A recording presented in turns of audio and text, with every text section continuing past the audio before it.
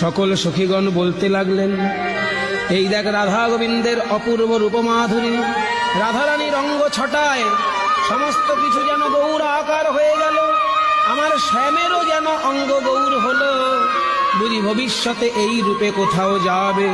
তাই যুগল দর্শন করে আনন্দে জয়ধ্বনি করো। দুহুমুখ সুন্দর কি দিব তুলনা, কানু মর কত মনি রাই কাঁচা সোনা, আমার কানু মর কত মনি রায় কাঁচা সোনা, কাজরে মিশালো কিয়ে নবগোরচনা, নীলমণি ভিতরে পশিল কাঁচা সোনা, কনকের বেদি ভেদি কালিন্দি বহিল,